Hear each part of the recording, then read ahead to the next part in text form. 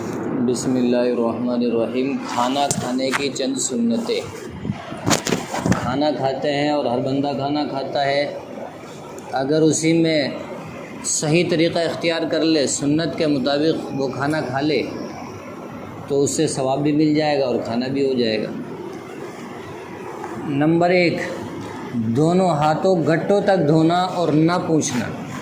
ہاتھ دھوئے جائیں گٹوں تک۔ ہم کیا کرتے ہیں، صرف ایسے پانی لیا اور پوروں پہ رگڑا، خلاص، یا بہت سی مرتبہ پانی سے چھوایا اور ہو گیا۔ یہاں تک مل کے ہاتھوں کو دھونا۔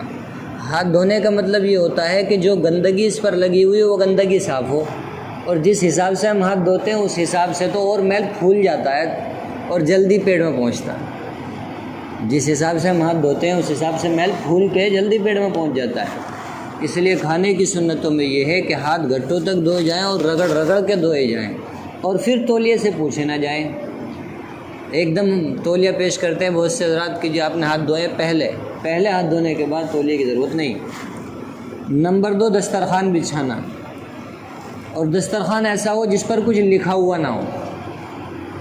اردو وغیرہ لکھی ہوئی ہوتی پیلے دسترخوانوں پر، وہ مناسب نہیں ہے۔ اردو لکھا ہوا ہے نیچے، اس لیے بغیر لکھا دسترخوان، نہ اس پہ کعبے کی تصویر بنی ہوئی ہو، نہ مسجد کی تصویر ہو، ایسے بھی نہ ہو، پلین دسترخوان ہو، صحیح ہے۔ یہ پیڑ ہو، ٹھیک ہے، چلے گا۔ نمبر 3، بسم اللہ پڑھنا۔ نمبر 4، داہنے ہاتھ سے کھانا، بائیں ہاتھ سے ہرگز نہ کھانا۔ اللہ نے کہا ہے کہ اچھی چیزوں میں سیدھا ہاتھ استعمال کرو، اور جو نامناسب چیزیں ہیں ان میں استنجا وغیرہ اس میں الٹے ہاتھ کا استعمال کرو۔ لیکن اگر کسی کے سیدھا ہاتھ ہے ہی نہیں تو کیا کرے گا بیچارہ، الٹے سے ہی کھائے گا۔ اللہ ہماری حفاظت کرے۔ نمبر 5، اپنے سامنے سے کھانا۔ اگر تھالی میں کئی قسم کی چیزیں ہوں تو جو چیز پسند ہو وہ کھائے۔ کسی کا ہاتھ بڑھ رہا ہو تو اپنے ہاتھ کو روک لے۔ 5-7 چیزیں ہیں جو پسند آ رہی اسے کھائے۔ کسی اور کا ہاتھ بڑھ رہا ہے تو یہ نہیں کہ اس سے پہلے ہم ہی جھپٹا مار دیں، یہ بے صبری کی نشانی ہے۔ تھوڑا اطمینان کر لیں، وہ کھا لے گا پھر ہم بعد میں کھائیں۔ نمبر 6، 3 انگلیوں سے کھانا۔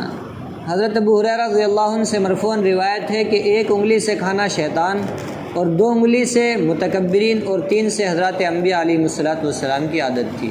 کم سے کم 3 انگلی، یہ 3 انگلی اس طرح چلے گا۔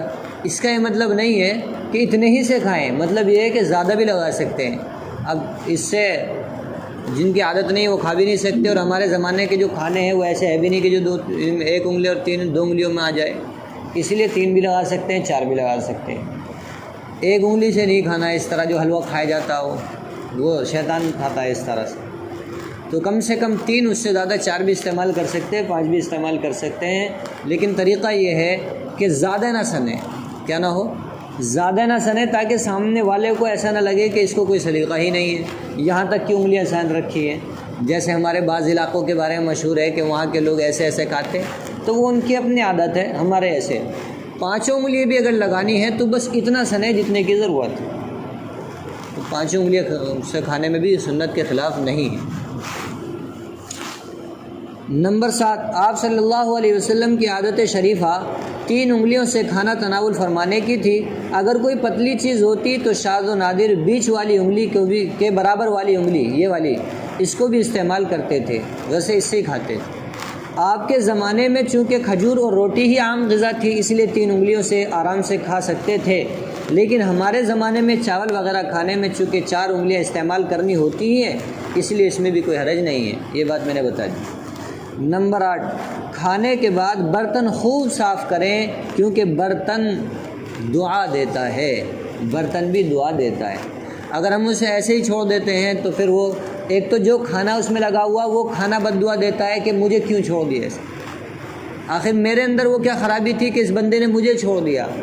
اگر دال کا ایک دانہ بھی ہے تو اسے وہ یہ سمجھتا ہے کہ اس نے مجھے چھوڑا ہے، اور وہ ظاہر بات ہے جب برتن بد دعا دیتا ہے تو جو رزق ہے وہ تو بدرجہ والا بد دعا دیتا ہوگا۔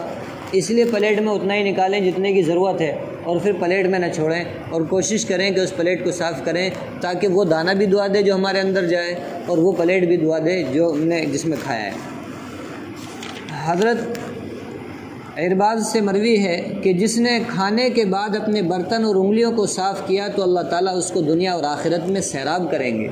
دنیا میں بھی اللہ تعالیٰ اس کو کبھی پیاسا نہیں چھوڑیں گے، بے ضرورت نہیں چھوڑیں گے، اس کی ساری ضرورتیں پوری کریں گے، اور آخرت میں بھی اللہ تعالیٰ اس کو سیراب کریں گے، نعمتیں عطا کریں گے۔ نمبر 10، نیز انگلیوں کو صاف کرے، پہلے بیچ کی انگلی، پھر شہادت کی انگلی، پھر انگوٹھا چوسے، اور پھر کن کی انگلی اور بازو کی انگلی میں اختیار ہے کہ جون سی چاہے پہلے ہو، پہلے اسے صاف کرے، پھر اسے صاف کرے، پھر اسے، ان دونوں میں سے جو ہیں ان میں سے اختیار ہے، چاہے اسے صاف کر لے چاہے اسے صاف کر لے۔ انگلیوں کے چاٹنے اور چوسنے میں آواز نہ ہو، جو چٹ چٹ پٹ پٹ کی آوازیں وہ آوازیں نہ ہو، اس سے سامنے والے کو ایسا لگتا ہے جیسے ہم بے سلیقہ ہیں۔ تو انگلیاں چاٹیں، اور یہ طریقہ ہے انگلیاں چاٹنے کا، پہلے بیچ کی، پھر شہادت کی، اس کے بعد انگوٹھا، اور بعد والی جو دو ہیں ان میں اختیار ہے۔ نمبر 11، آپ صلی اللہ علیہ وسلم کھانے میں ہاتھ ڈالتے تو انگلیوں کی جڑوں تک کھانے میں ہاتھ نہیں بھرتے تھے۔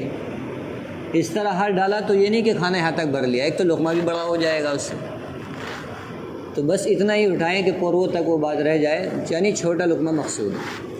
نمبر 12، کھانے کے درمیان انگلیوں کو منہ سے صاف نہ کریں، جب کھانا بالکل پورا ہو جائے جب انگلیاں صاف کرنی ہیں، بیچ بیچ میں انگلیاں صاف کرتے رہتے ہیں، پھر اس میں ڈالتے رہتے ہیں، تو سامنے والوں کو بھی کیا لگتا ہے عجیب سا کہ یار یہ بار بار اپنی منہ کی انگلی ہمارے کھانے میں، اپنے کھانے میں بھی ڈال رہا ہے، تو بھی اس سے آدمی کو گھن محسوس ہوتی ہے۔ اگر کوئی لقمہ گر جائے تو اٹھا کر صاف کر کے کھانا۔